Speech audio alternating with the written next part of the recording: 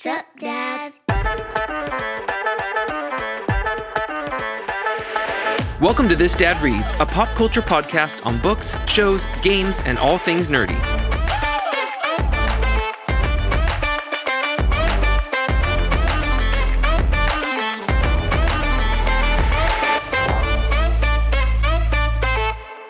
What is going on, my friends? I hope everyone is doing well out there. I am back, and I am just kicking off the show right away with my pal KC78. What is going on, my man? Good to hear. I am so glad that we got to spend some quality family time over the Thanksgiving break. I hope that you enjoyed some nice rest and relaxation. Yes, we got in some good reading time as a family. It was really great to have you as part of our family celebration this year, Casey. We really appreciated it. The kids loved it especially. Yes. Well, I wanted to have you just with me right off the bat because we're just going to start jumping into all the things that I've been watching since our last episode. And to kick things off, we got to talk some Star Wars and we got to talk Skeleton Crew. What did you think? Yes, I know. I really tried to keep my expectations in check. And from all the things I had seen about this show, it looked really fun. It looked youthful. It looked like an adventure story. And I totally agree. It was all of those things and more. Like, there's kind of a mysterious story element. So let me back up. I thought it was great. I love the kind of youthful, kid-centric vibe. The actors that they have on this show are outstanding. Of course, I'm jumping on the Neil Nation bandwagon because Neil is freaking amazing. And the suburbia of it all, like, it's so cool to see this kind of different take on the Star Wars galaxy that we've never really seen before, like getting inside normal people's houses, seeing what kind of everyday life is like, and just seeing what kind of mischief these youngsters are getting into. I love that they're already starting to form this kind of like motley crew, and they've immediately gone on this adventure, and there's just tons of fun aliens and creatures and Easter eggs and callbacks to other fun Star Wars things and Captain EO things. Like, it is just so much fun, and Star Wars is my favorite when things are fun. So that is definitely what Skeleton Crew is all about. I cannot wait to go back and watch it with my kids. I did not watch the first 2 episodes with the kids because, when episodes drop during a school night, it's really hard to do. So that's going to be something that is on the family agenda for probably every weekend until the show is over, because I cannot wait to see their reactions to this show. And I think they're going to just love it so much. Yes, SM33 is so cool. Like, having a droid with this much personality right out of the gate is just so much fun, and I'm immediately like a huge fan of his, and I'm gonna need either a Funko Pop or a Lego set or something of him to put on my shelves to memorialize him forever. Well, Casey, thank you so much for joining me for this portion. You're free to hang out, but I'm going to jump out of Star Wars just for a second, because something else that me and my family are recently into is Wicked. We are officially a Wicked household. My wife and I screened the movie on a date night without the kids the weekend it came out and really enjoyed it. A little backstory, we had seen the stage show back in 2008 for one of our wedding anniversaries, and we enjoyed that. But it had been a minute since either of us had engaged with this story. I'd read the original source material book years and years ago before we saw the stage show too, so really enjoyed the movie. My wife was even surprised how much storyline she apparently didn't remember, and so I think that the movie was really hitting on a number of levels. Obviously, the performances by the entire cast, especially the 2 leads, is so good. Well, we decided to take our kids because it is only PG after all, and the content wasn't too scary, and that's really what we were trying to gauge when we saw it without them. But even before we made it to the first showing, they were asking to listen to the soundtrack. And as of today, that soundtrack is literally on repeat at our house all the time. I hear it in my kids' rooms on their, Echo Dots being listened to and played all the time. They absolutely loved it, and they will not stop asking me about what happens in the second movie, and they cannot wait till the second movie comes out. So I'm sure it's only a matter of time until we see the movie again, whether it's in the theaters again before it goes out or digitally once it hits homes. But have to say that, like, we are huge fans here in this house. It's a movie that talks about a lot of things that are kind of under the surface, more deep than, a kind of Wizard of Oz backstory, prequel story might be. I'm sure a lot of you are not unfamiliar with the story of Wicked, but it basically goes back in time before the Wicked Witch of the West was who she was in the Wizard of Oz, and explores her and Glinda's relationship. And there's tons of fun songs. It's campy, it's funny, but it's touching, it's heartfelt. The performances, like I said, of Cynthia Erivo and Ariana Grande are crazy amazing. And I'm not gonna lie, I'm not complaining with the soundtrack on repeat at my house. Like, it's really good. Well, those are the things that we have been watching lately. I want to dive in and talk about some of the books that I've read since my last episode. And while I was pretty proud of myself the previous month with how many books I read, and honestly quite surprised as well, this past month was a little bit lower in number, actually probably more normal for me, actually. But I read quite a number of books that I would love to dive in and tell you all about.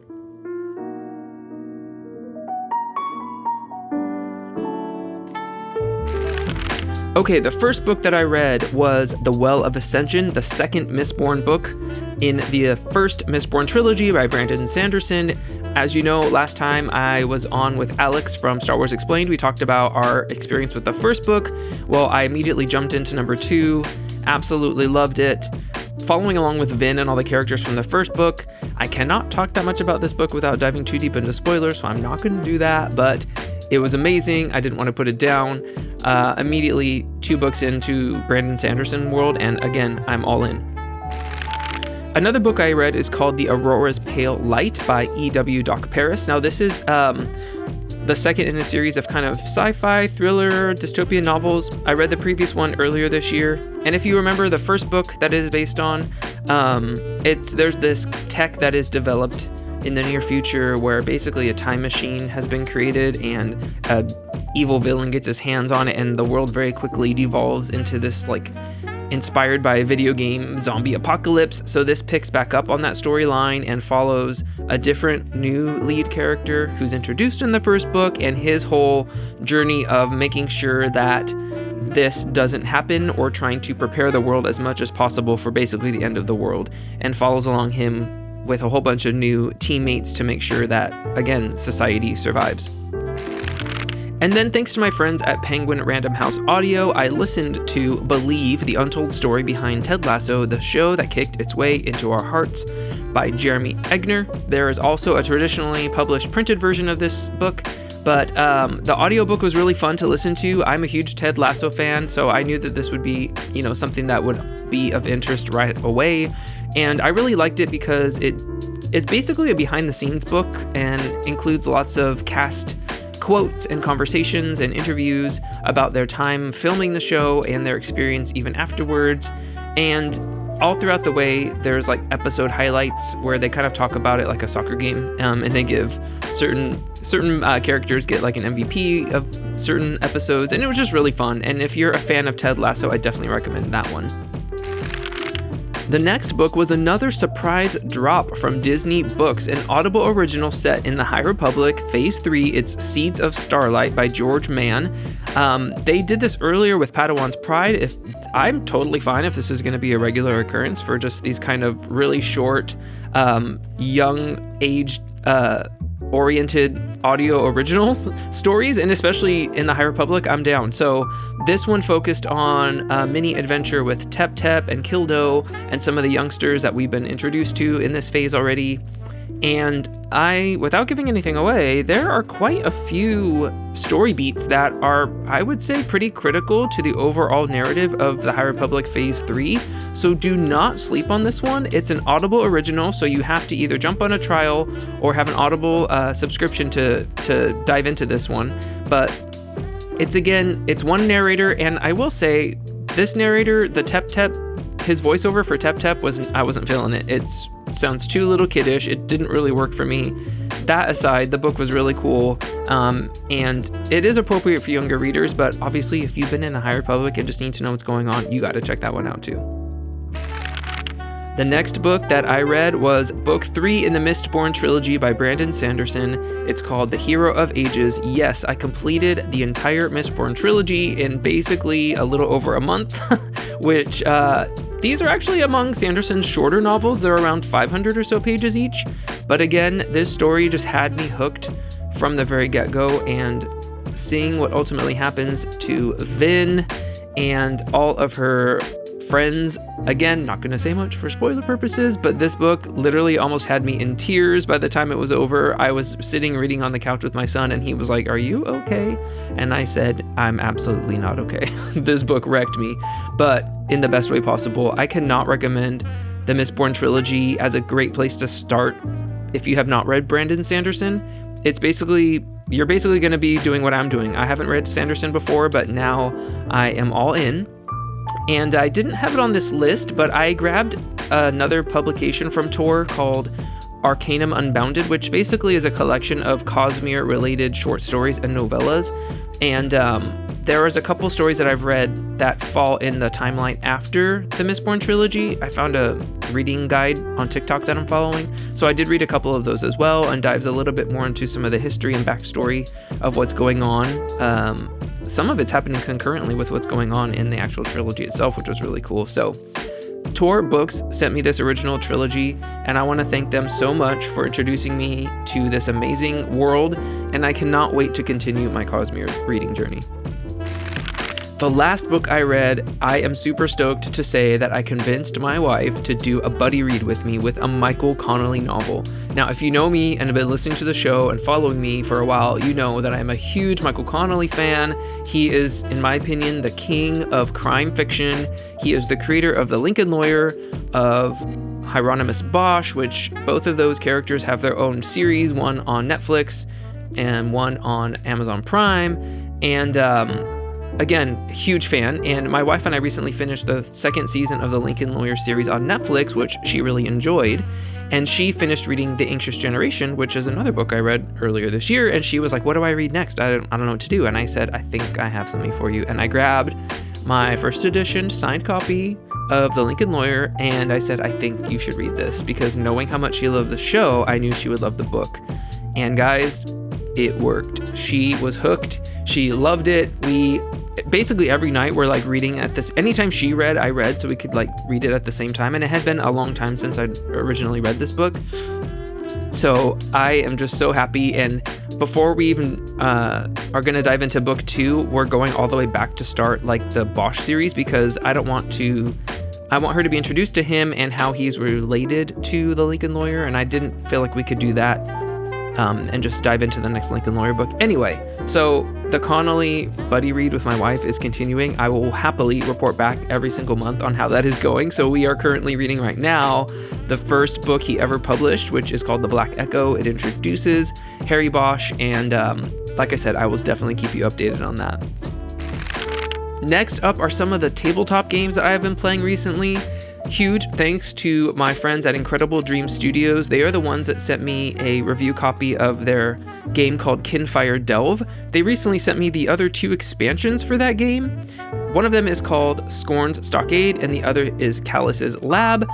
I love this game so much, and now having more than one copy, you can play up to 4 players at once. And I had a game night with my brother-in-law and sister-in-law, and I was able to teach them recently. They really loved it. It really plays like a board game, but it feels like a card game. So it's a co-op, and it's really fun. I've actually played a couple times since then solo, because I just love it so much.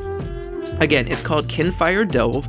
You can Google it or check it out. I will link the product in the show notes of this episode. But again, I cannot speak higher enough of this game in this series. It's so much fun. Also, I want to shout out Asmodee USA, who recently sent me a copy of their board game, The Mandalorian Adventures. My full review is yet to come out, but this is kind of a tactical, traditional board game, which is all based in the first season of The Mandalorian. I will have much more to come on this game in the future, but I have that now, and I'm so stoked to play it and just dive in. And I love a Star Wars property, of course, and especially in the world of tabletop gaming. Like, that's so much fun. So as of right now, over the Christmas break, I'm going to be playing that with some friends, and I will have a full report back on my next episode. I want to jump into now something I'm really excited about. I'm kind of reaching that point in the podcast where obviously I'm still inviting new guests on, and I'm doing author interviews, but it's been 2 years of doing this show now, which is kind of wild to me. And I've wanted to have some repeat guests back on. And I was talking about that with a couple friends online, and the idea sparked to just do like a group nerd out session. And I was like, if we can pull that off, let's do it. So I'm really stoked to say that we made it work. I recently had a chat with 3 guys who have been on the show before. They're all good friends of mine, and they all came about through nerdy/bookish means. So without further ado, Casey, why don't you roll that tape of our chat? So I am joined by 3 of my good friends who have all been on the show before. Please help me welcome Justin, Zain, and Mitch. Welcome back, everyone. This is where we get a round of applause from the audience. I know. Now we're going to spend this whole time awkwardly trying to figure out like when to talk. But please feel free to talk over each other. It's totally fine. So what's up, you guys? Like, it has been a minute. I mean, I've seen some of you this year. Zain, Justin, we have interacted in person. The 3 of us live in the same state and time zone. Mitch is on the other side of the world. So someday we will see you in person. But I live on the like, same planet. I mean, yeah, thankfully. Yeah. Is it though? I mean, you're in Kangaroo Land. It hardly counts. Yeah. Yeah, in Basically California. Jurassic Park out there. Exactly. So what's been going on with you guys? I mean, I've kept up with most of you in various ways, but aside from just saying hey and DMing randomly online, like, what's going on? How's life? Justin, why don't you start? Oh, man. Dude, I haven't been doing anything since you last saw me besides reading. Going to conventions and reading. Being antisocial. That's all I've been doing. Yeah. Dude, when are we starting this, by the way? What are you showing starting me? these? Oh my gosh, we'll get into that. What is that? Is that Mistborn? Brandon Sanderson. That's Stormlight that's a Archive, I monster. believe. The Way of the Kings. Yeah. I have not read any Sanderson ever, but I've heard it's really, really good. I've also been wanting to read John Gwynne. Gwynne? I don't know how you pronounce it. Yeah. Gwynne. I've been wanting to read his series, and like I just don't have time. Like when you get to football season, that's like my calendar. Like everything just stops. So, Jason, consider it an honor. I'm making time for you. Of course I do. I basically drug you here, kicking and screaming. I'm partially joking, but I basically just disappeared for however many months the NFL season goes because I'm just doing so many other things. And so, like, I haven't made anything content-wise in what feels like forever. And I think that's just part of life. Like, you know, when you have multiple different hobbies, you got to, like, juggle things at times, right? And you got to figure out, well, what is, like, my main focus right now, you know, and what is important to me right now. And so things go on the back burner. And inevitably, they'll come back up top, you know, as things reshuffle as they do. I didn't know you were such a big football fan. I do video editing for some football channels as like a freelance thing, but then I also do a lot of gambling and a lot of fantasy football. So, like, our wedding was paid entirely by like gambling winnings. Wow. Yeah. That's awesome. So to me, like I'm just, I don't know. I look at like money very differently than most, I think. And for like a 1-day event, when you look at a wedding, like I'm just not. Kudos to the people that want to spend the $40,000 or whatever that the average American spends on a wedding. I just think that's insane. And you know, I was lucky that it was a very fortuitous year that year, and we didn't come anywhere near 40K, but like it was nothing that was, you know, I didn't feel like anything leaving my pocket because it was all just stuff that I won. And so put it all into our wedding. That's so and it nice. worked out. That's so nice. And I know that this is like most of the time on the show, I talk about a little bit about what's going on in life. I like to touch on that because that's a part of everybody's life. Like we all have real life going on. And Zain, I know you recently started a new job. So like things just always get reshuffled whenever you have like a new thing, a new change in your life. So totally understand that. Like, and then if you have something that pops up that's seasonal, right, then like your priorities and stuff change. So I feel like that's important to know, like not to get too deep, but like stuff always has to change and shift as you're in different seasons, you know? Yeah, man. I mean, I was going to ask you, you have been getting into Lego a little more lately. I'm curious, do you let the kids build with you? Yeah, I do. It depends on what it is. I did let my son help with the Rivendell set, like I had to watch him very closely because I'm like, we're not going to mess this up. Like, But then, yeah, I let them help. I bought like that bonsai tree recently, like stuff that is casual. I've been taking stuff to my office for like office decor. Like usually I don't care because part of it, it's like, oh, I want to do it by myself. But then I'm like, no, it doesn't matter. Like it's fun for them and it's something we can do together. So I try not to be too psychotic about it, but. Keyword too. What? It's a keyword being too psychotic. Exactly. Yeah. Anyway, Mitch, you're up. What's up? What's been going on? Gaming. That's pretty much all I've been doing. Fortnite, Call of Duty. That's it. Streaming though, like doing your thing. A little bit. Work's a bit busy at the moment, and okay. This month I've kind of just been, I don't know, maybe 2 days a week instead of 7. But okay. Yeah. But I did build this. Oh, nice. Fortnite. Excellent. Is that from Fortnite? Yeah, the Fortnite sets. Dude, I heard that it's like I know you're not in New Zealand, but I have a buddy in New Zealand who said it's impossible to get them there right now. And like the stores just aren't carrying them. Is it hard in Australia? I actually went to Lego store this morning and there was none of the Legos like Fortnite stuff. Heaps of Star Wars. I saw the like School for Gifted X-Men. Oh, the mansion, with the Sentinel. Oh, Xavier, I want that. Oh, it's $500 here though. Oh man, it's really interesting because coming as a Lego fan who has been building for a long time, a lot of the Lego community looks at that set as, oh, it's terrible, or like the price valuation isn't good, or all these things on why it's bad, right? But then you have people that are newer to the hobby or that aren't really into the hobby, and they see that, and these sets are designed to bring new fans in. And Mitch, you look at that and you're like, hey, this is really cool. I want this. Yeah, right. Gambit. But then like people that have been around forever, it's easy to see how you can kind of become jaded with stuff. Yeah. And I think that's true of so many different hobbies. Like you look at the Star Wars world right now and fans are just upset about all these things for whatever reasons they may have, valid or not. And the same is true for like Lego and all these hobbies. And I just think it's a little sad when you get to that point. And I don't know how we got to that point as a society. Just people are terrible, basically. There's one set that I saw that I was like, I'm not paying for this, and that's the one from Ahsoka that come with Thrawn. I saw that and I'm like, it's boring. Like it's just a basic set. Yeah, the minifigures are cool, but like the set itself is just. Yeah, my son wants that. He has it on his Christmas list. I'm like, well, I'm not going to pay for it. But. Those are sets that like, in actuality, I think that set is actually a really, really good value. But at the end of the day, if you're buying that set, you're buying it for the minifigs, and that's about it. And so if you like the figs or you like that show, you probably want to wait till it goes on sale, which inevitably it will. I don't have it yet, but I also have like the original Thrawn figure, so I'm not in a rush, right? If I didn't have the Thrawn figure, I would want that set solely for Thrawn, right? I'm just wanting them to do his ship.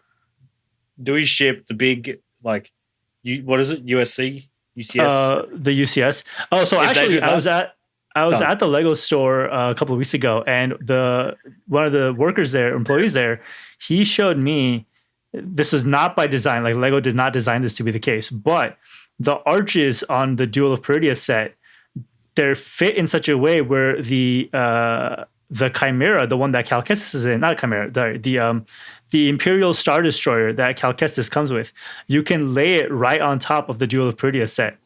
So it almost looks like it's flying over, which then it looks kind of like a really cool display piece. Yeah, cool. But that wasn't by design by Lego, so that's really funny. And that's the trap too sometimes, is they'll put that minifigure in there that everybody wants for a set that nobody really cares for. Like I know that one. Same thing about that like little like gift with purchase thing, which is right behind me, that like bookstore one that I was like, well, I don't do Lego, like I don't collect it. I don't have a good price gauge or whatever. So I remember I DM'd you, Zane. I was like, because I found it on eBay, I was like, I'll just pay for it. Like I don't need to spend $130 or whatever. And you were like, absolutely not. Like that is a $20 set. Like do not. But I was like, in my mind, if it's something I want, like I would a $50, $60. I'm like, okay, like whatever. I'll drop it on something I really want. Right. So yeah, it's just funny how like you value things, right? Like, yeah, but you were going to buy it on eBay for like $50 or $60, and I told you don't do that just see if you have enough Lego things that you want to buy, where you can just get it for free because it is a gift with purchase. But I spent $130 to get it for free versus spending $50 and getting it for $50. But for things that you already wanted. No, I didn't. I found a bonsai tree and I got my kids. I got my kids something. It was your fault. How is it my fault? I told you I could get it to you for like 30. I know. You went to the expert. I was also too impatient. Then he peer pressured you. Exactly. I was like, okay, I vehemently deny these allegations. I ended up spending I spent $50 of my own dollars for the bonsai tree and the Lego and the library set. So I guess I still saved money, I guess. All I'm saying is I told you I could get you for 30 and you went and spent 120. And I was like, I'll just go do it myself. Don't put that on me.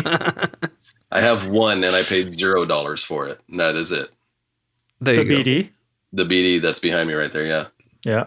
That's a good one. That's a good one. I just waited until someone got it for me for a birthday, and that's all. Nice. I put my mini BD from the the Mando set on my little library thing because I needed to Star Wars it up. Mitch, I got a question for you. Have you played Outlaws yet? Not yet. I'm going to wait until I'm on holidays. Okay. Yeah, because at launch it seemed a bit rough at that, and I was like, you know what, I'll leave it. Let them sort out some bugs, and then I was like, I probably won't stream it. I'm like, it would just be a game for me to play. I'd probably just get it on PS5. And plus also it's like at launch, it was like $120 here. And I was like, yeah, I'll wait. It's on sale now. I think it's like $60, but. Did you guys not have the ability to do the monthly thing? Oh, I think I do. But for me to do that, I think I might be able to do it on the PlayStation. Oh, no, I don't think my PC could handle it. So. Okay. Yeah, so when Outlaws came out, basically they had like a couple different ways to do it. You could either buy it outright or you could do the subscription to Ubisoft and pay for it like on a monthly basis. And so if you were just going to play the game to beat it, like that was the way to go. But if you're going to get like the DLC stuff, then you might as well just buy it, So I bought it, but I also had a friend who wanted to like watch me play it. And so she chipped in. And so I streamed it like it was like a one-on-one, like peer-to-peer streaming, basically, where like we set up a Discord call where she could watch, and like really interesting because normally if you're streaming something, your viewers when they're commenting, there's either like a second lag or whatever, and here she could like be in my head like, hey, like turn here, do this, and probably a much better experience for the viewer than like not being able to contribute, right? You should have charged her a premium for that. Dang. I mean, she already helped pay for the game. Like, I think that's more than worth it. I guess that's true. I guess that's true. We all should have chipped in on that and watched it play. Yeah. I would have. The DLC is coming out in, I think, start of December or something like that. And so that'll be, I think, maybe the part with like Hondo and stuff. So that'll be interesting. You played it, right? You finished it, didn't you, Zane? Yeah. Nice. Yeah. Interesting game. It had a lot of bugs though, right? I think there were some bugs, but I think plenty of the issues that I had were also due to the fact that I built my PC right around when COVID started. And at the time it was fairly top of the line, but like things age. And so I don't think my graphics card is I don't think my graphics card is nearly as good as it was when I first had it. Right. And so with all the, updates that games have now, it's a little outdated. And, I could run Survivor totally fine, but this one, I could see where the issues were. And there were times where there would be some lag. When you go on, is it not Akiva? I'm forgetting the snow planet. I'm totally blanking right now. But the graphics there on my PC just wouldn't hold up. And so I would either lock up or I'd get a blue screen because the combination of that plus streaming, it just was too much for my PC. So I don't think that's a game issue. I think that's a hardware issue, what are you running? What's your GPU? Oh God, is it a GeForce 36, something like that? 3060, yeah. So at this point, that's fairly old, right? So yeah, well, there's already talks of the 50 series. Yeah. I mean, all this stuff is expensive, right? It's like when you're into so many different hobbies, do I go on vacation? Do I buy this Lego set? Do I, upgrade my PC? All these things. Like, do adulting is hard, man. groceries? Yeah, groceries. Yeah. And unlike Jason, I don't even have kids, so like, Do I buy my kids Christmas presents? Yeah, exactly. Mitch, I got something for you. Yeah. Have you been? What have you been listening to lately? Because I want to say I spent 99 cents to buy that song digitally. Oh, what? Really? Just solely because I got it yesterday. Oh, really? They sent me a A3 poster. Wait, what? Is this K-pop? Are you guys Yeah. nerding out over K-pop again? Yeah. Hey, It's Bruno Bruno Mars Mars is on too. it. It is Bruno Bruno Mars is on. Mars. It's all in English. I mean, basically, Yeah. kind of. It's so good though. Yeah, I pre-ordered the album on vinyl this morning because the first one sold out before it. Wait, they- like so an EP it's gonna be vinyl version, like a single yeah. version. Oh, that's fun. Yeah, the full rosy. Oh, album, the Rose album. Okay, Yeah. okay. the whole album. So I pre-ordered that so quick. My fingers couldn't move fast enough That's because the first that's one awesome. sold out, and I'm like, oh no, please say I didn't miss the window. Oh But no! as soon as I saw this one, yeah, because they announced it like early in the morning. Luckily, I was awake this morning Okay. at like 5. Oh, So I got up and I was on my phone, and then it clicked on Rosie's like Vampolic or whatever it is. I saw it was live. Bang, bang, bang, bang. Done. that's awesome. Yeah. It's so cute. My daughter, she loves like Blackpink and K-pop, but she still doesn't quite get like. She was like, "What'd she say?" Because we had that song on repeat when we were like doing a puzzle or something. It's such a good song, and she was like, "What'd she say?" She's like, "This sounds like Blackpink." I was like, "Rosé's in Blackpink." Like this is. She was like, "Wait." She was so confused. It was so cute. I'm like. Because in her mind, Blackpink is like, I don't know what she was thinking. She was like, well, who's the singer? Like, which one sings? I was like, this is the one with this voice. And it was so cute. She's like, what does Lisa do? And I was like, oh, I love this right now. It was so cute. Also because Blackpink is primarily in Korean. Oh, well, it's kind of 50-50. But then APT is so, just, like, it's pretty much just in English. Yeah, exactly. For, like, the pati apote. Yeah, no, it's so fun though. I just love also obviously like K-pop's so huge, but I've been seeing it like hit like mass in a different way. Like I've seen it on TikTok and like a lot of people. Like last I looked, like 56 million monthly listeners without an album. It's wild. It's wild. Do you? Sorry, well we won't talk about this forever, guys, but I got to. How about Jenny? Do you like Jenny's song? I liked Mantra. Yeah, me too. I thought it was better. I haven't liked Lisa's songs. Me neither. I haven't listened liked a single New one. New Woman was okay. Rockstar is very jarring. It feels like the beat. I don't know if it's just me, but the dun dun dun dun. It just feels like it's going up. It doesn't like resolve itself and goes back around. It just feels like it's going up, up, up. It bums me out because she can like sing too. Like I want her to do more singing. Like I don't know, but she's been copping hate because of a lot of lip syncing lately. So ooh, rough. But that Moonlight song, it's not for me. No, most of her stuff I'm like, oh, skip. It makes me sad, but oh well. She's so good, but just the songs haven't really been hitting for me either. Yeah. What else have you been listening to? I know stuff went on with the band. Like, what's been going on music-wise for you? Band's done. Okay, that's what I thought you told me. Yeah, I'm sorry. This was so cute. You two bonding over K-pop.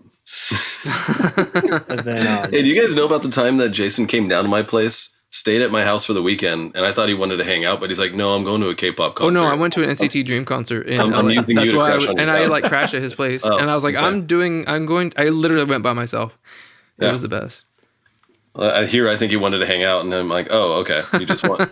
We did. Very We close still to the did. place you're going. he just wanted to see beautiful Korean men. Dance. As don't we all? Don't we all? They're all so pretty. They make me feel so bad.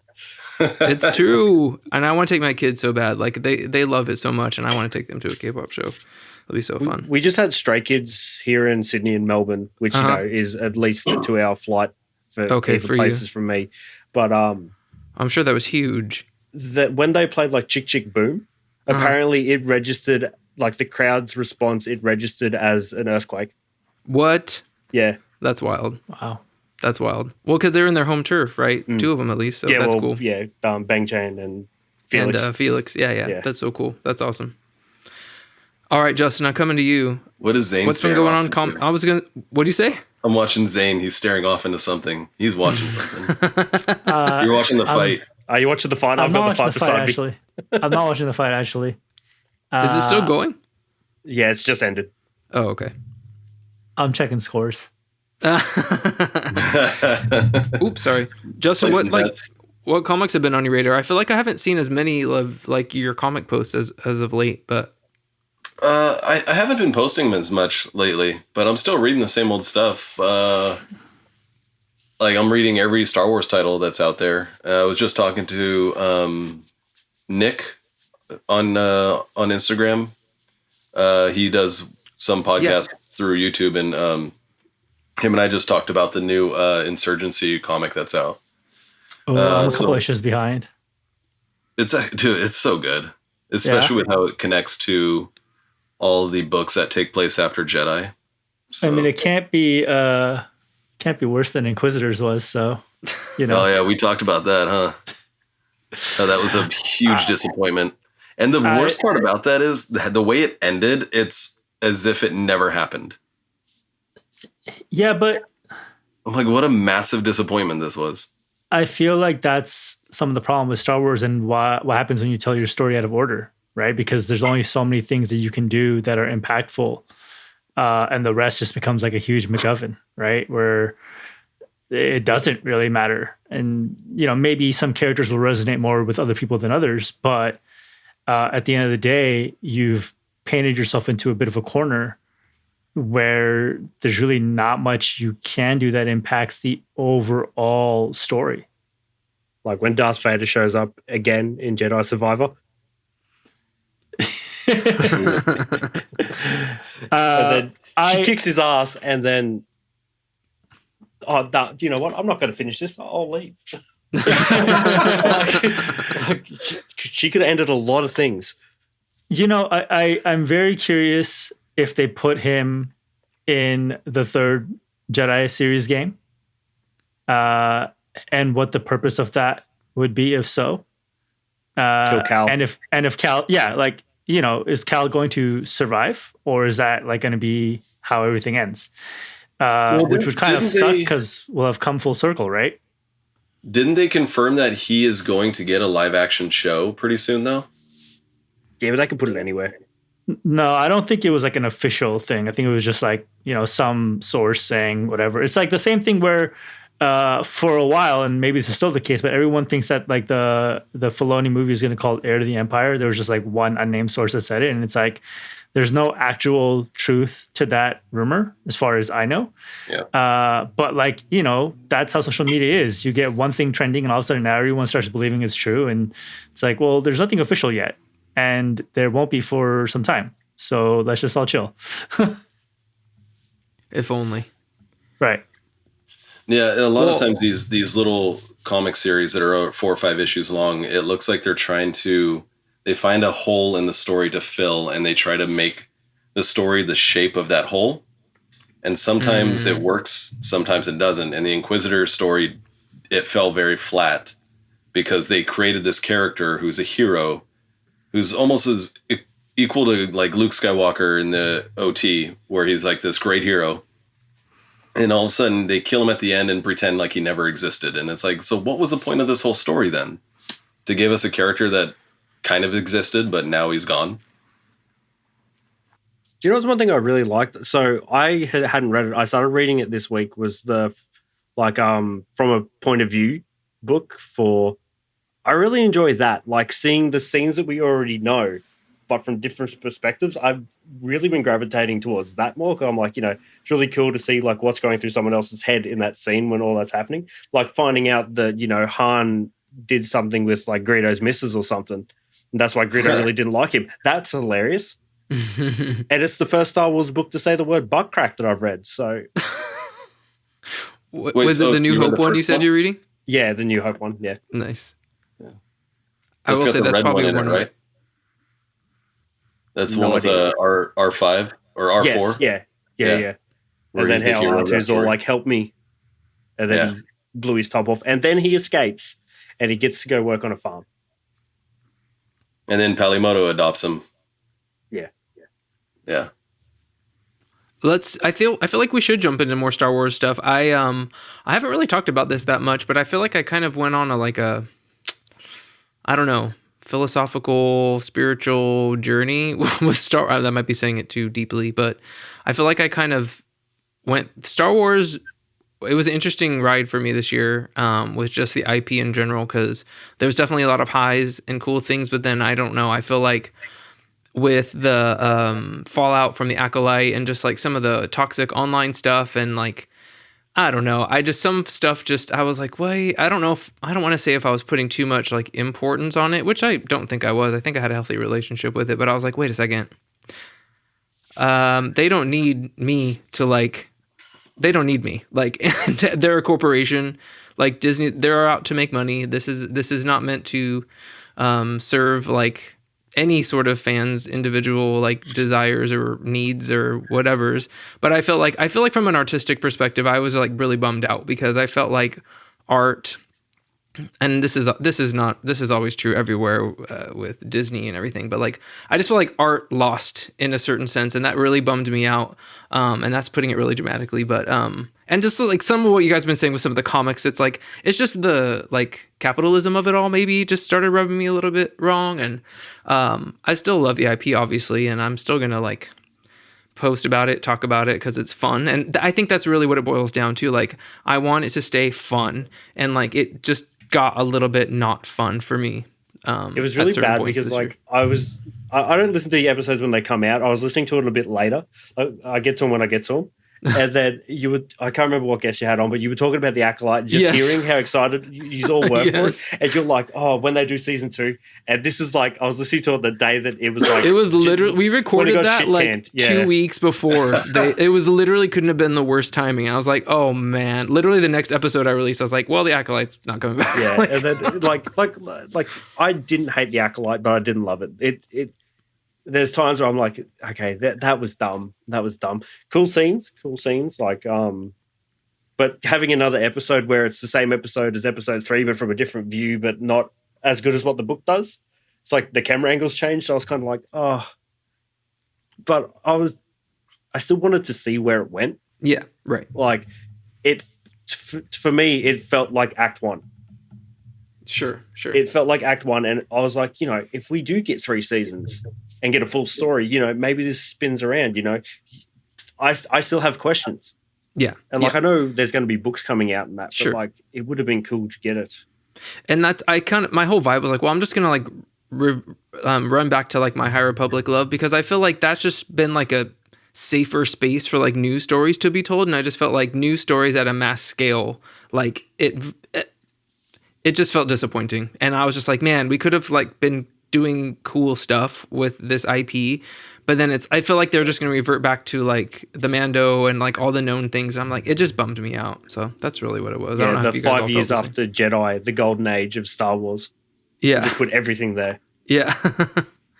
I know that they are diving into other things, and like the Rey stuff is happening. They just announced that new trilogy that's coming. So like there's still going to be new things. They're still going to want to try to obviously, get eyeballs and make money and all that stuff. So there's still going to be new stuff to come. But I think it just kind of affirmed that like, okay, this is a corporation. Like I'm going to like some stuff. I'm going to be bummed about some stuff, and that's okay. I'm going to challenge Mitch a little bit, because he said there was some dumb stuff in the Acolyte. And I don't think he's wrong in saying that. But dude, there's dumb stuff in all Star Wars. Like for as epic as episode 3 is, if you peel back the Obi-Wan and Anakin fight, they're fighting on a lava planet with no protective gear, and they don't burn to a crisp. What are we talking about here?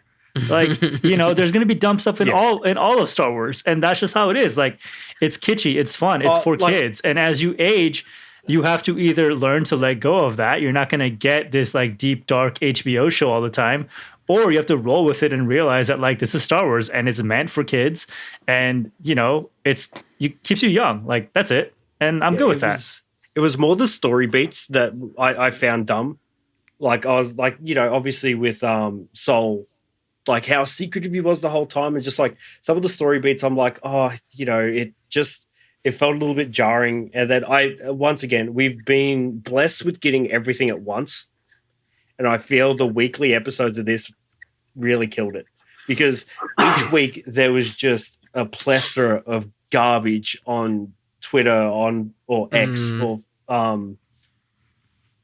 the threads and all that, just people just talking shit, and that also kind of ruined it for me too, because like I'm seeing all this stuff, and then like, and I'm like, you know, I don't hate this, but I don't love this. Like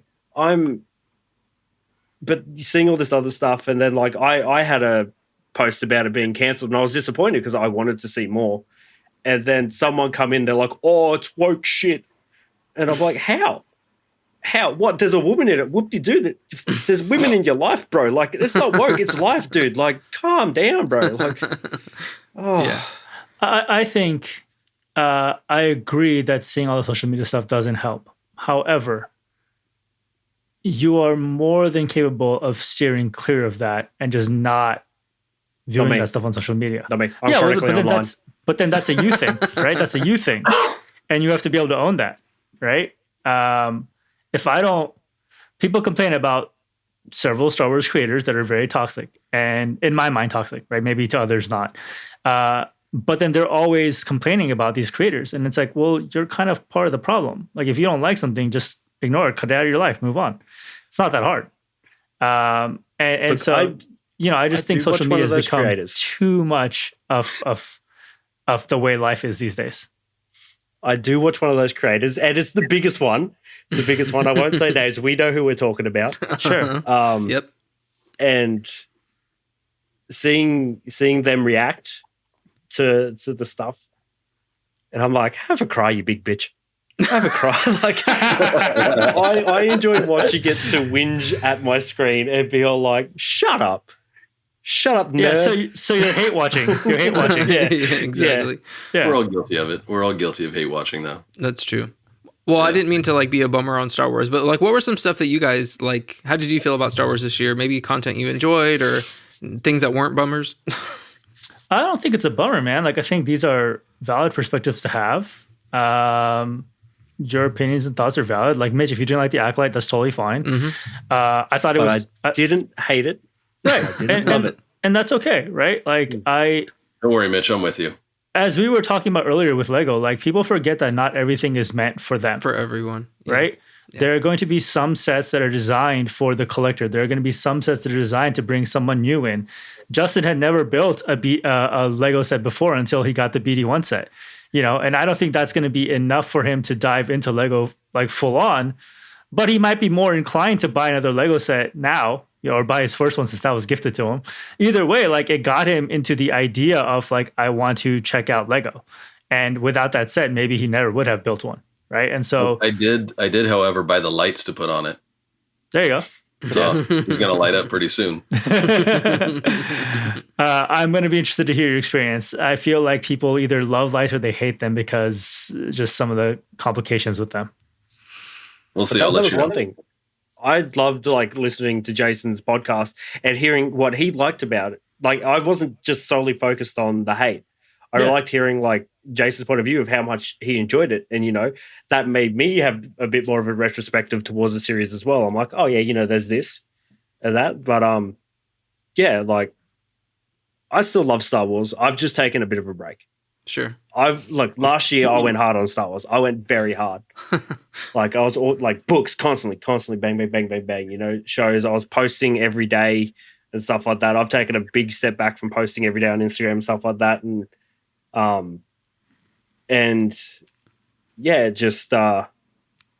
still love the franchise, and going back to read that book. Obviously, I had a little bit of a nudge by being invited to this podcast. I was like, shit, I should probably start reading a Star Wars book again. And then started reading that. I'm like, I rang Haley. So before I started work, like, I go to work a bit early, I started reading the book, and then I got like, 30, 40 pages in before I started work. And then I call Haley like straight away. I'm like, yo, this book is awesome. I was like, wait, books are really cool. Like, I'm loving this, like the different perspectives. I'm like, this is so cool. Like, having a stormtrooper's point of view from when he shot Leia and stunned her, like on the TNT-4 and stuff like that. And, how she just saw him as black and white and that then he took his helmet off to be all like, we're human too. I was like, that's cool. I was like, that's cool. That's what I love about Star Wars and stuff like that. Like, yeah. And that's a really good way to show too that like so much of this like content is like really like evergreen, and that makes me really excited that like people like my kids like someday can read that book. Like they're not going to pick that book up now, but like there's so many like stories and fun things to uncover. Like even if you're not keeping up, right? Like that's a book that's been out for a while. Like that's what I think is so cool, because like if someone watches a show like Mandalorian and then they think, oh, like I'm going to start reading a book, and then they experience it in a whole different way. Like I just think I've always loved that about Star Wars, and I will continue to, because there's a like an entry point for anyone, like anyone who's their familiarity level is different, you know, and that's what I really like about it. I'm hoping that there's a silver lining here where even though there were a couple misses like Acolyte, how it didn't succeed and didn't go on, I'm hoping that Disney and Lucasfilm step back and reassess what did the fans not like about this, or what were the things that weren't hitting as hard, and going forward to the next trilogy or the Rey movie or whatever that they're coming out with, they will improve upon whatever those things were that failed the first time around or the last time around. And do you think they will though? That's my hope. Without feeding into nostalgia too much. I would like them to do that. Do something creative.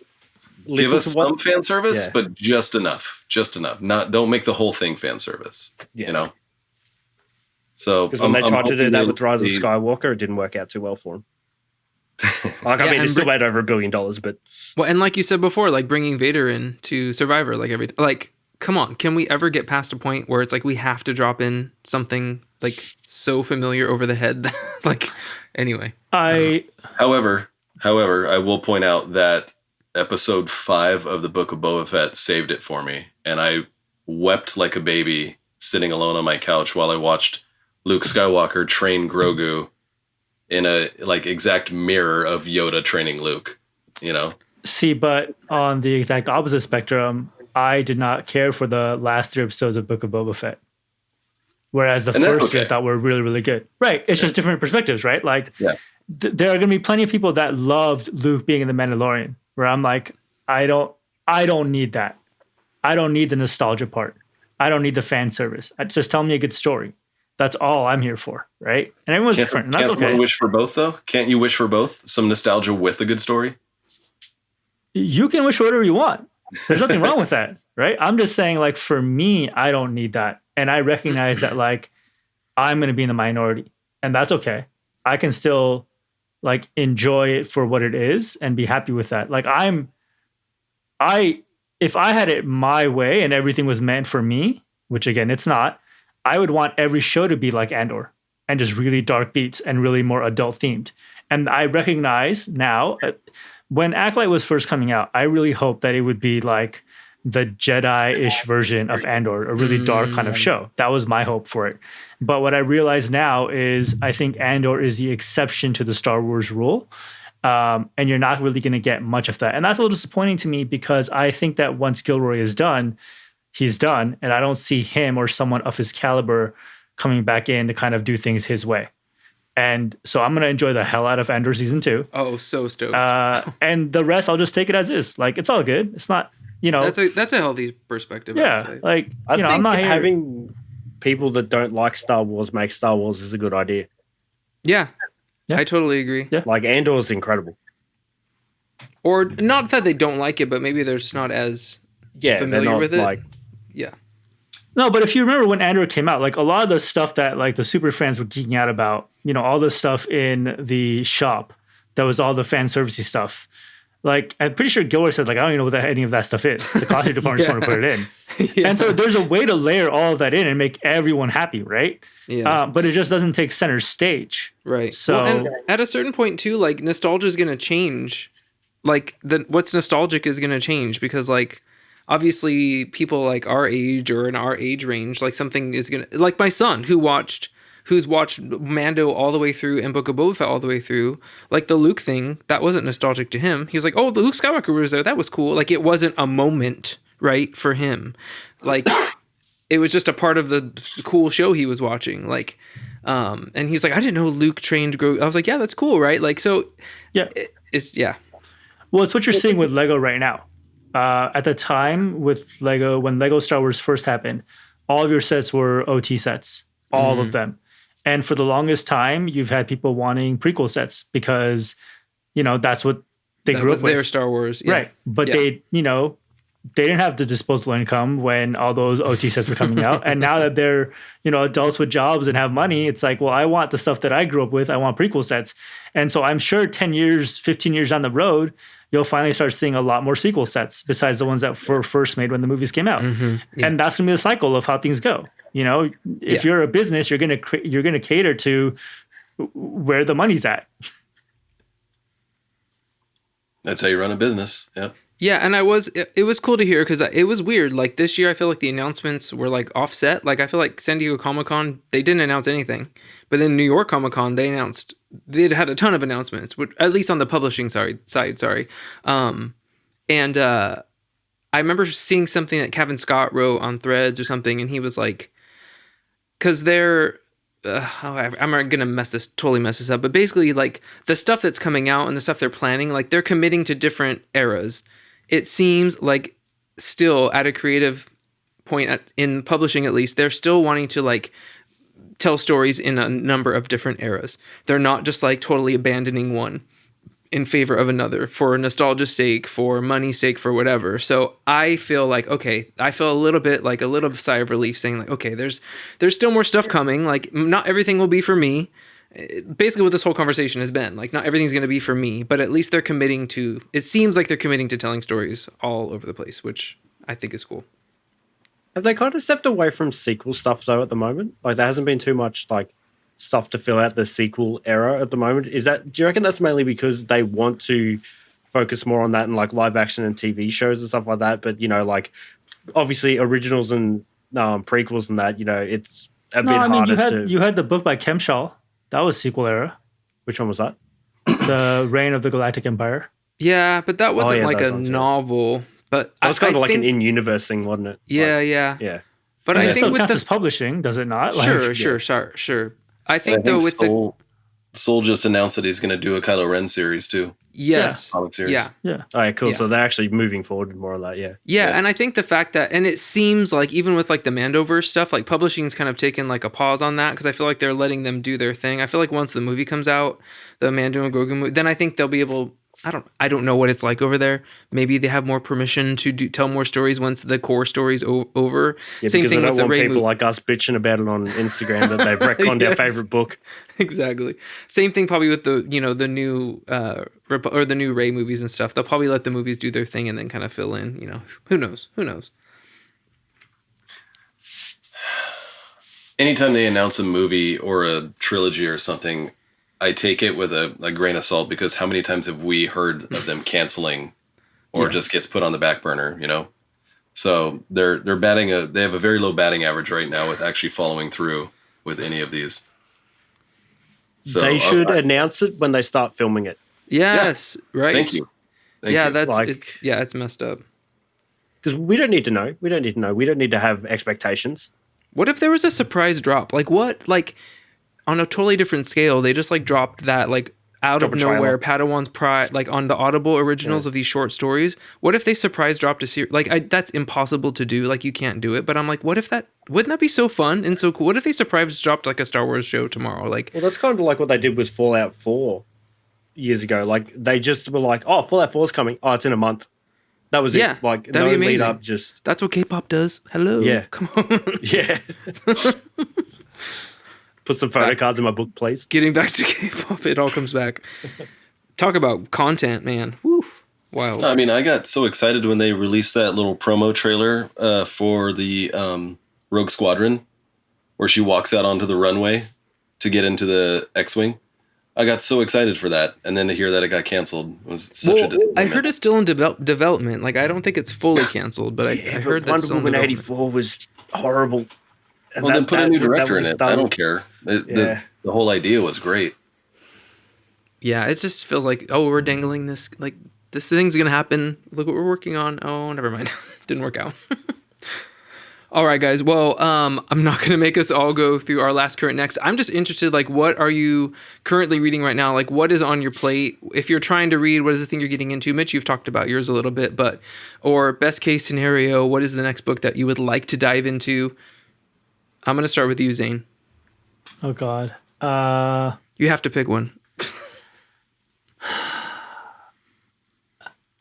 I'm really behind on High Republic stuff. How far? What are we talking here? I mean, I read. You read Temptation of the Force. I read Temptation of the Force. I read Yeah. that one. I haven't read anything since. Okay. And so, what is that like? A couple? Tears of the Nameless. Yeah, I haven't read that. Yeah, 2 books. Yeah. 2 books after that. So I'm a little behind with that. I still want to read Kim Chell's book. Yeah. So that, but I don't know. I'm just behind on so many things. I haven't built a Lego set in like ages. We'll get back in there. We'll get back in the lab. Good to hear. Good to hear. Mitch, I know you're doing New Hope, Certain Point of View. What else is kind of like on your radar? I've been listening to the audio book version of Fourth Wing while I've been at work and stuff like that. Obviously, because the 3rd book's coming out in January.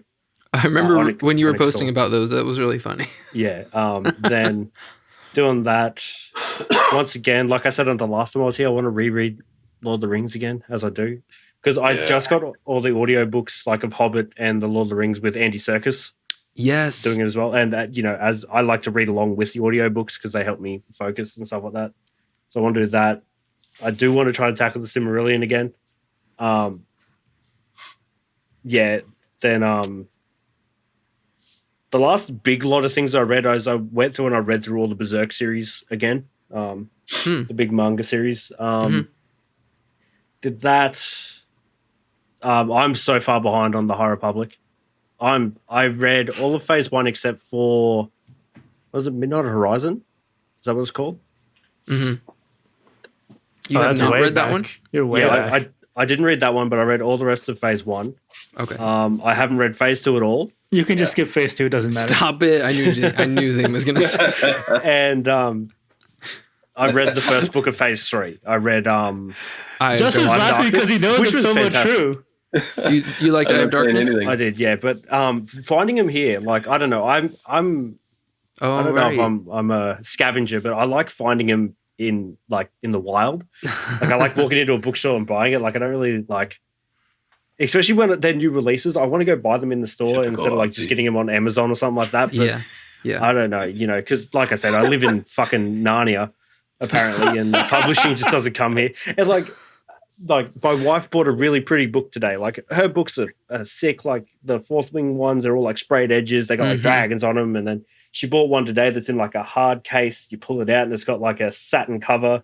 It's all foil, and then it's got the sprayed edges. It's got like artwork on the inside. And like, my Star Wars books is just paperback.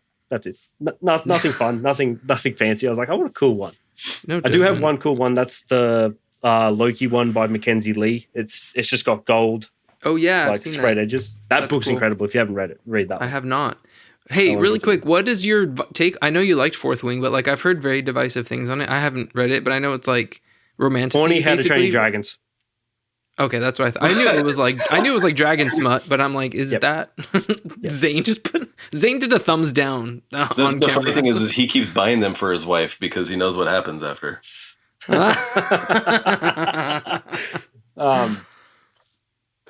But seriously, did you enjoy it? Like, I know people who love them. I enjoyed them. Okay. It is a little bit I know coming from me, the swearing in it felt very like forefront and just like out of place, but it kind of settles in like once you kind of get into it. Okay, yeah, the swearing was like off-putting to you. That's wild. Yeah. It just felt like really weird. I don't know, because like, a majority of the books I read are Star Wars. There's no like swearing in and stuff like that. Okay, fair enough. And then like, I read the first couple of like the Akatar series and stuff like that, and those are so bad. I've read, they're all right. You're going to get cancelled for that. I hope you know that. You better watch your head. There's going to be some Pook Doc Curlies coming, and they're going to pull you by your hair, but they can't do that. Did you? By the hair. But like, I've read The Mortal Instruments, which is kind of like, kind of romancy. I think that was the last book I finished, was one of the like Infernal Devices. But I read a manga adaptation of it first before I read the novel. And I wish I didn't read the manga adaptation first, because like the artist made everybody look the same. everybody looked the same. It was hard to read, and then like it would have been cool to get the big reveal, like reading it instead of like in this manga, 800-page manga in the book. Interesting. But yeah, Force Wings, give it a go. Like I jumped into it, and a lot of my friends love it and stuff like that. So nice. Yeah, I don't know. Maybe I'm a book talk girly. Hey, no. I did get Sleep Token tattooed on me yesterday, so maybe I am full book talk girly. No shame. My entire team at my full-time gig, they the one of my employees was reading Akatar and got another girl into it, and then they got like all of them into it. So they're all, and I'm like, I was trying to get them to read Red Rising because I'm like, oh, we have readers, like let's read Red Rising, it's amazing. But then now they're all in this whole world of Mass, Sarah J. Maas, and I'm like, okay, well, when you guys are done, let me know. Like, then I'll give you my recommendations. Yeah, but that's like my wife just went and reread all of Akatar again. Wow. Again, yeah. Nice. Justin, how about you? You just held up a book. You have it. You had fourth. Yeah, I have it. I found a used bookstore that was selling this one and the first one for like $10 a piece, so I just grabbed them. There you go. Because I'll read them eventually just to see if they're any good. Yeah. But I'm like, $10 for the hardcover? Why not? So what have you been reading lately? I'm sorry? What have you been reading lately? We kind of dropped off our Tolkien like buddy reads, remember? Remember we were doing that? Yeah, dude. I think we started that at a bad time. Yeah, that's a good one. Pretty. See, I love the artwork on that. Yeah, Mitch is holding up his nice sprayed edges. Yeah. Well, not mine, unfortunately. But I think we started that. You and I started that when we weren't ready to, because it's so dense. I'm willing to pick it up again. I've been collecting. I can't grab it right now, but I've been collecting all of the new releases of the history of Middle Earth that they've been releasing in box sets. Nice. It's so tempting. I'm getting all of them so that when I do eventually want to go through all of Middle Earth again, I'm starting from the beginning and working my way through. There you go. Okay. But that's going to be like a year-long process when I eventually pick that up. But I've been going through these, all of The Expanse. So I'm on starting book 5 tonight. Wow. Soon as I finish that, I want to go through all of these with you. Because I've read this one, The Way of Kings, and then the rest of Stormlight. Because the last one comes out this December, right? I know. There's no way I can get those books are like 1,200 pages each. There's no way. I promise you, it won't feel like that. Just like the Wheel of Time, it doesn't feel like it. You go right through it. I agree. It's just like I can only read so many pages a day. Like I can't read that much. Like, I mean, I'm a fast reader. Well, but yeah, you're busy, full-time job, you're a dad. Yeah, exactly. But yeah, I will go slow. I will spend the time with you and talk to you about it. Okay, cool. Well, yeah, I want to. Same thing with Chelsea because she's like, I've just been influenced into Sanderson, and I'm like, I'm in. Zane, you would love it. Like, Mistborn's so good. I have a question for Justin. I have seen on TikTok people reference it as you've just been Sanderson, and I feel like it has something to do. My assumption, based on what I've seen, is that it has something to do with how he ends books. Without spoiling things, can you explain what Sanderson is? Oh, I've heard, or the Sanderlanche. Is that I've heard that phrase too. Oh, yes, Sanderlanche, yes. I can't answer to that because the only Sanderson books I've actually finished, well, besides this one, there are things in it that you don't expect. Okay. And then it connects to other things that if you want to read more about that, you got to dive down another long journey to learn more about like this singular character.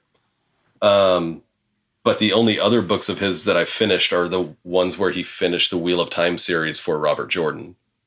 So I haven't experienced too much Sanderson yet. Okay. Not until we go through Stormlight when I'm waiting for Jason. If I may say, where does one start? Anywhere.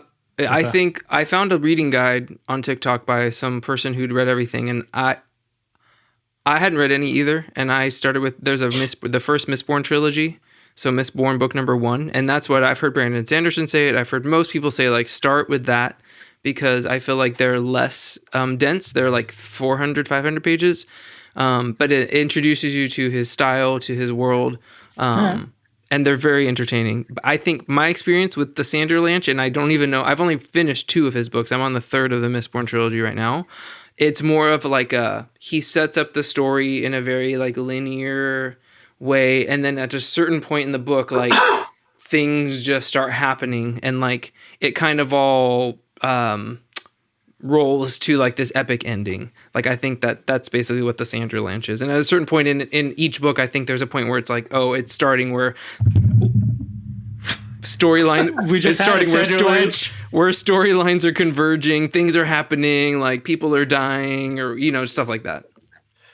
Well, that's really funny to me, because the way you're describing that is exactly how Robert Jordan would end every book in the Wheel of Time, where it would be a lot of build up, kind of slow in the middle, and then it starts snowballing into a huge climax to every single book in the 14 book series that he wrote. And knowing that Sanderson was such a huge fan of Jordan makes me wonder, is that where he adopted that style from? Probably. And like this guy, he's so it's wild, like how prolific this guy's been. Like it blows my mind, like how something's wrong or right in his head. Like I don't know how he writes so much. It's insane. Anyway. Yeah. I'm excited to jump into that Stormlight Archive. I'm excited. But however, this is my favorite book that I read this last year. This was insane. This is an audio podcast. You have to say the name of the book. Everybody look at it. Kings of the Wild. Kings of the Wild by Nicholas Eames. Insanely good book, especially if you like fantasy stuff along the kind of Dungeons and Dragons realm, where all these different characters bring. So far, there's only 2, and I think he's going to finish it with a 3rd coming up soon, because the second one has to deal with another character that only has small parts in the first book. So the first one was so damn good, though. I could not put it down. Like, it was like a 3-day read, 550 pages. Couldn't put it down. Wow. Yeah. You heard it here first, folks. High praise. I've been collecting a lot of these, but I haven't opened them yet. I see you. He's the Broken Binding, right? Yeah, I started subscribing. But I'm leaving. I have like 6 or 7 of these still wrapped, and I'm going to put them under the Christmas tree for myself. So I did see that they had an interest list for like a sci-fi subscription coming soon. So anyway. Well, guys, this has been fun. Thank you so much for coming back, for carving out some time to chat. Just in case people forget, where can they find and interact with you online, Mitch? You can find me at That Dude That Read That Book on Instagram. You can find me That Dude That Plays That Game on Kick, primarily, sometimes Twitch. You can also find me on YouTube with that. I've tried to upload more onto YouTube. Twitter, Threads, all that. It's That Dude That Plays That Game. You can find me there. Excellent. Zain? You can find me at my 2 credits, the number 2, on Instagram, Twitter, X, whatever it's called, and YouTube. And Justin? Right now, it's the Nerdy Bookshelf on Instagram, but it will be changing soon. I have some changes coming to it. Somebody is doing some artwork for me. And I forgot to tell you guys earlier, I got my Stormtrooper kit, so I'm going to be I'm going to be building it soon and joining the 501st in the next few months. Oh, that's sweet. So cool. So we'll definitely be following that closely. Yeah, it's going to be fun. So wait, is the artwork going to be like you, like, I don't know, shirtless, like abs, 6-pack, holding up a lightsaber and that, like the original artwork for episode 4? Please say that's it. That'll be the stuff I send you only. Oh, thank you. Just for you. No subscription? Like it's all free? Everyone else has to subscribe, but you, because it's you. You just send me more of that video of, who is it, Anakin spinning around the pole? Yeah. Your Lego character. Well, guys, it's been a pleasure. Thank you so much. And we will definitely do this again at some point. Thanks again to Zain, Justin, and Mitch for joining me on this epic group nerd therapy session. We just talked a lot about life and wanted to catch up, and I had a really great time. So thank you guys so much for joining. I know it will not be the last time that you are on the show. Well, this is the last episode of This Dad Reads podcast in 2024. I cannot say how thankful I am for everything that happened this year. I want to just say thanks to all the publishers out there who I've partnered with, all the companies I've partnered with, all my friends who have agreed and given of their time to join me on this show, all the friends who I still haven't had on the show yet. And I cannot wait to see what happens in 2025. And if you're like me, getting your book reading goals for the new year sorted before the year is over, I have the perfect thing for you. I created a little book called My Reading Journal last year. It comes in paperback and hardcover, but it's a great tactile, non-digital way to log all the books that you read in a given year. I've created space to fill in progress for your reading goal. There's a little bookmark you can color in, and there's a 2-page spread for every single book that you log for the year. So you can obviously, you write the name of the book, who wrote it, the format that you read it or listened to it in, and there's a space to capture quotes from the book that you liked and notes. There's even a couple like checkbox reminders to make sure to go post about it on social if you're so inclined. I'm currently running a sale on those, and again, I made this just for fun and just for me, and last year some folks jumped in and grabbed one, so I just wanted to let you know that they exist. The paperback is actually on sale right now for $4.99, and the hardcover is on sale for $11.33. I will link that as well in the show notes of this episode, but if you want to grab one of those, that would be great, and please tag me and talk about it on socials when you do, because I would love to see you engaging with your reading journal. Well, that is it for this episode of This Dad Reads and for 2024. Again, I cannot wait to see what the new year holds, and I will see you guys next time. Take us out, Casey. Thank you so much for listening. For more of my content, visit my website at thisdadreads.com for full book reviews, interviews, and articles. Follow me on socials at This Dad Reads on Twitter and Instagram. This Dad Reads, the podcast, is produced by Aravis Industries and me. Special thanks to my editor, Jeremy Tuttle, and to Coma-Media for the use of their song Bounce. If you like what you've heard, please subscribe on your podcast platform of choice and leave me a 5-star review. It really helps. Catch you next time.